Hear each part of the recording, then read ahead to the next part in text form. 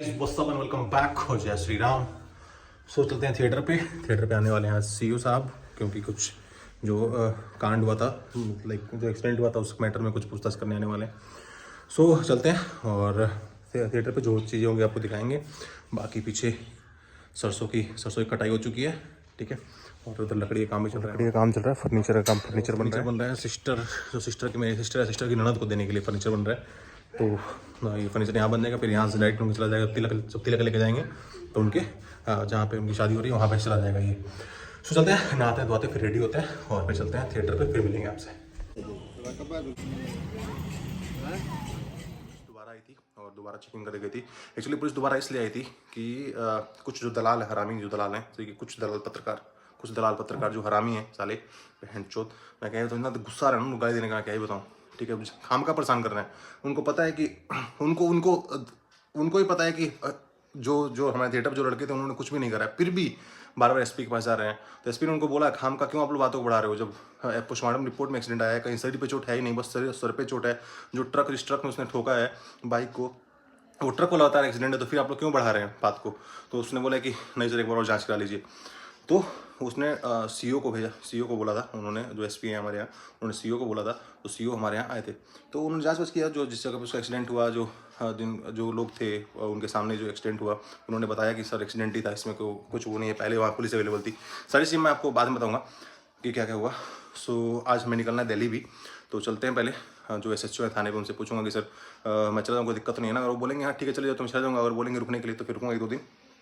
तो जैसा होता है आपको बताते हैं। और अगर उन्होंने बोल दिया जाने के लिए तो फिर दिल्ली चलेंगे, जो भी चीज़ें होंगी दिखाएंगे। अगर दिल्ली जाने के लिए बोला तो दिल्ली चल के पहुँच के वहाँ पे और आपको सारी डिटेल बताएंगे क्या क्या हुआ। और अगर उन्होंने बोला कि नहीं रुक जाओ तो तुरंत आपको बता दूंगा क्या क्या कल हुआ और क्या क्या नहीं हुआ। सो थाने पे अभी उसमें ऑफिस है उनका, उस जगह मिलते हैं। सबसे बात हुई, उन्होंने बोला ठीक है जाओ, कोई बात नहीं है। जब एक्सीडेंट का मैटर है तो उन लोग के बोलने से कुछ थोड़ा होगा। सो हम चल रहे हैं दिल्ली के लिए और हियर इज़ द बॉय। और 2-3 हमने ब्ला वालों को बुक कराया, ठीक है, ब्ला ऐप से, ठीक है। उनको उठाएंगे उनके लोकेशन से और फिर चलेंगे मस्ती करते हुए दिल्ली के लिए। जो भी चीज़ें होंगी I will try to show you out. Finally हम पहुंच गए अपने घर पे 10 घंटे नहीं, करेक्ट 12 घंटे में पहुंचे हम। 10 बजे सुबह निकले थे और घर से, और 10 बजे करेक्ट यहाँ पे हम, करेक्ट 10 बजे हम अपने फ्लाइट पे पहुँचे। सो चलते हैं, देखते हैं बाबू सोया हुआ है, जगा हुआ है, उसके बाद से सारे और भी बहुत सारी बातें। खुश रहो, आशीर्वाद। ओ पहलवान, पहलवान तो दुबले हो गए हो यार बेटा, तुम इसकी तबीयत खराब थी, दुबले लग रहे हो यार। क्या कितने दिन बाद मुझसे मिल रहे हो? सीईओ ने अपनी जांच करी, ठीक है। सीईओ साहब आए हुए थे और घटनास्थल पे गए और उन्होंने लोगों से पूछताछ करी, ठीक है। हर जगह से उनको वही मिला कि एक्सीडेंटल है, ठीक है। दोबारा हमारे पास आए, जो भी हमारे थिएटर पे जो लड़के थे दोनों से, उनसे भी उन्होंने, दोनों लड़के हमारे भाई थे, दोनों भाई हैं हमारे, ठीक है। तो दोनों भाइयों से दोनों ने पूछताछ करी, ठीक है। और उसके बाद से फिर जो बाइक थी हमारी, ठीक है, क्योंकि उस बाइक से एक्सीडेंट हुआ था, बाइक पे ही हो गया था, तो बाइक को उसने ट्रक में ठोका था। उस ट्रक वाले से भी उन्होंने बात करी। ट्रक वाले ने बोला सर हमारी गाड़ी खड़ी थी, हमारा ट्रक रहा था, उससे माल उतर रहा था, वो लाके से ट्रक में ठोक दिया उसने। और जो 4 व्हीलर एक उसको बचाने के चक्कर में जो डिवाइडर पर चढ़ा दिया था, उस 4 व्हीलर वाले ने सेम यही बताया।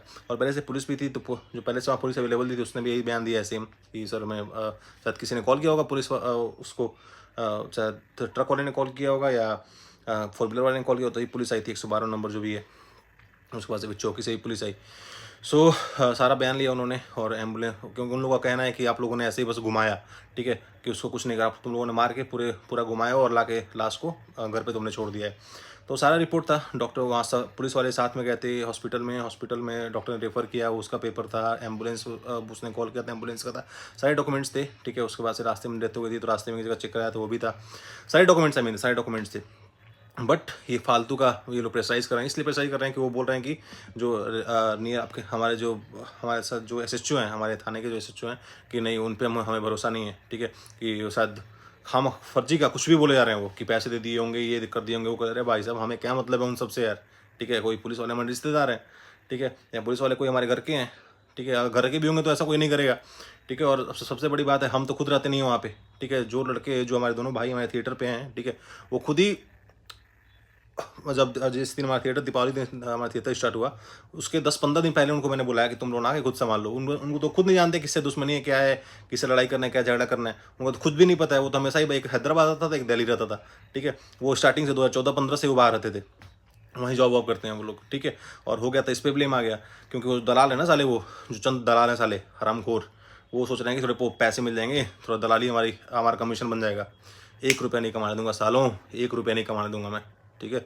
जान लगा दूंगा, ठीक है, क्योंकि हम सही हैं, गलत नहीं है, ठीक है।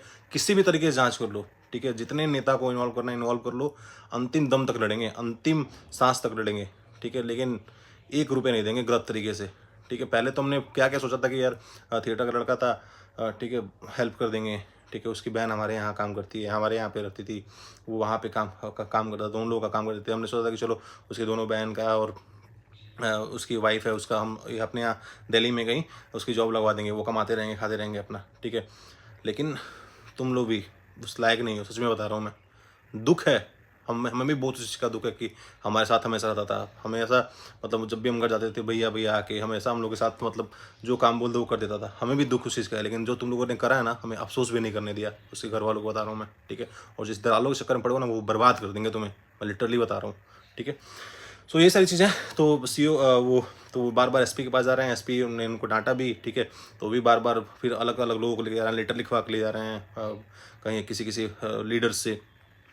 तो ये सारी चीज़ें हैं। तो भाई एसपी प्रेशर में आ गया, एसपी ने फिर सीओ को बोला, सीओ तो फिर जो हमारे एसएचओ हैं उनको हटा दिया गया। तो फिर सीओ ने आकर दोबारा तरीके से अपने तरीके से जांच करी, बाइक वाइक अपने पास रख ली कि जिस बाइक एक्सीडेंट हुआ था, और दोबारा बयान ले गया। बोला उसने कि अपना थिएटर चलाओ, ठीक है, आराम से, कोई दिक्कत नहीं है, आप लोग की कोई गलती नहीं है। अगर ऐसा होने लगा तो फिर लोग किसी को बचाएंगे ही नहीं, और ये सच्चाई है, ठीक है। अगर अगर अगर उन लोगों को ब्लेम कर रहे हैं वो, तो सर अगर हम मेरे सामने खुद का कोई मरता रहे तो मैं उसको कभी ना छूऊंगा भाई साहब। पर क्या पता इसके कोई दुश्मन हो, बोले कि नहीं इसने ही मारा है, ठीक है। तो मैं तो अब तो बिल्कुल ही कुछ नहीं करने वाला हूँ, चाहे वो मरता रहे जीता रहे, भाड़ में जाए, कोई भी हो, रास्ते पे पड़ा हो, बिल्कुल भी मुझे कोई मतलब नहीं है। सो ये चीज़ें हैं, बाकी देखते हैं, अगर कुछ कहानी बढ़ती है तो आपको बताएंगे। तब तक के लिए इस ब्लॉग को एंड करते हैं।